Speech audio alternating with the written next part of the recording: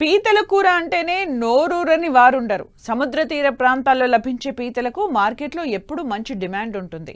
ఆ రుచికే కాదు, పీతల పెంపకంతో వచ్చే ఆదాయానికి రైతులు ఆకర్షితులవుతున్నారు. అంబేద్కర్ కోనసీమ జిల్లా కాట్రేనికోన మండలంలో చేపలు, రొయ్యలతో పాటు పీతల పెంపకం కూడా వేలాది కుటుంబాలకు జీవనాధారంగా మారింది. దాదాపు 3000 ఎకరాల్లో పీతల సాగు జరుగుతుండగా ఒక్క పల్లెం గ్రామంలోనే సుమారు 1000 మంది ఈ వృత్తిపై ఆధారపడి జీవిస్తున్నారు. కానీ రుచికి పెట్టింది పేరైన పీతల సాగు రైతులకు మాత్రం కష్టాలనే మిగులుస్తోంది.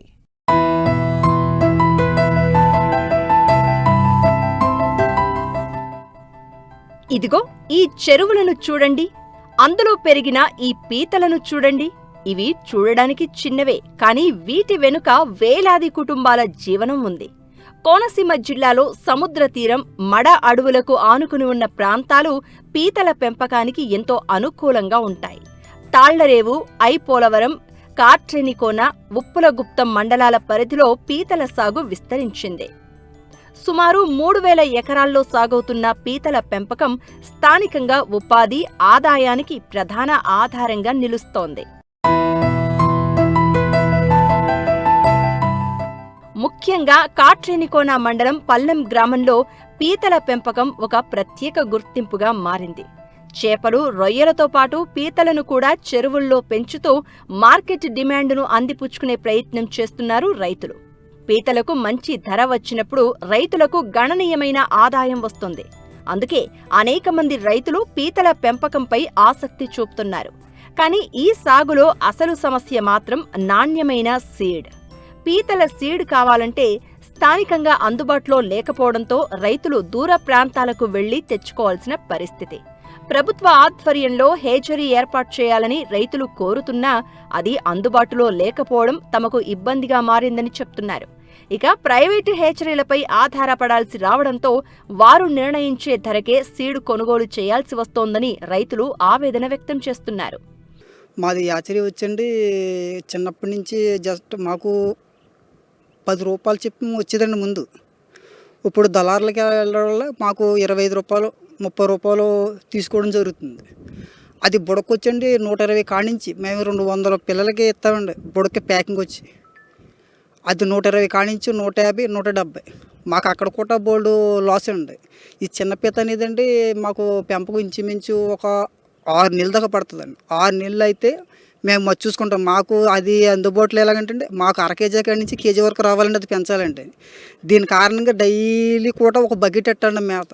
బకెట్ ఇంచుమించు సుమారు 800, ఒక 1000 రూపాయలు, 700 ఈ 3 రేట్లు పలుకుతాయండి మేత రేటు.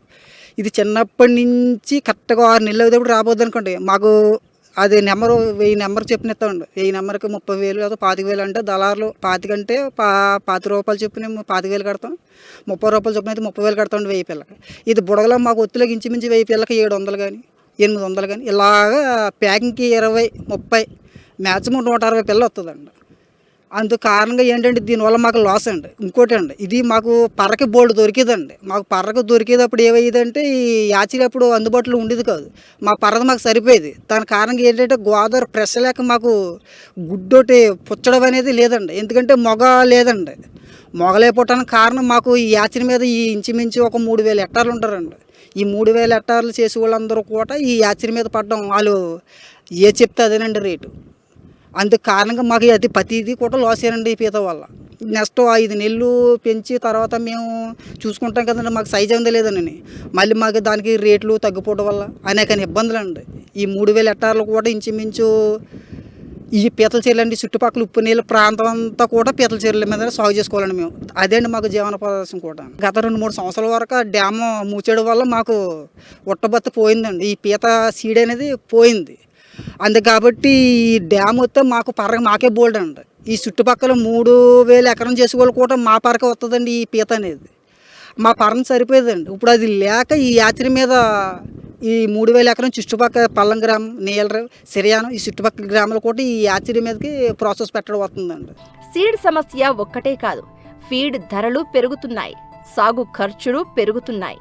మరోవైపు పీతలు చేతికొచ్చిన తర్వాత మార్కెట్లో ధర విషయంలో రైతులకు మరో సవాలు ఎదురవుతోంది. వ్యాపారులు కుమ్మక్కై తక్కువ ధరకు కొనుగోలు చేస్తున్నారనే ఆరోపణలు రైతుల నుంచి వినిపిస్తున్నాయి.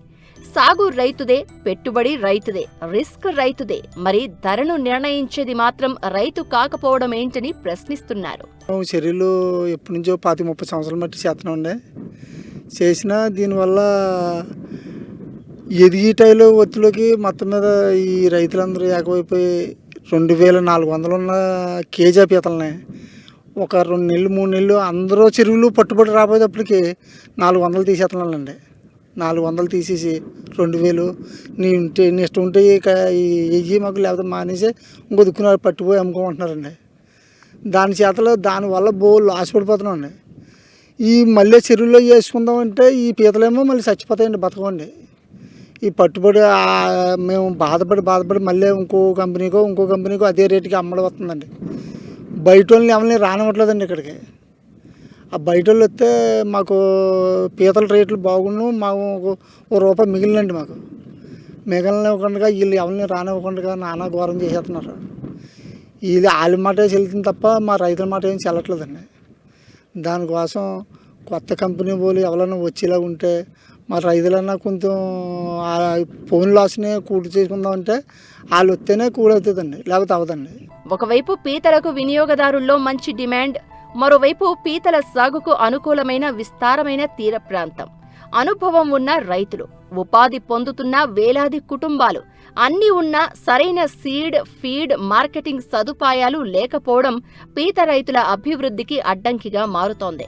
ప్రభుత్వం స్థానికంగా నాణ్యమైన పీత సీడ్ అందుబాటులోకి తెచ్చి హేచరీ వ్యవస్థను బలోపేతం చేయాలని రైతులు కోరుతున్నారు. గత 5-6 సంవత్సరాల క్రితం నుంచి వైల్డ్లో పెంచుకునే వాళ్ళం.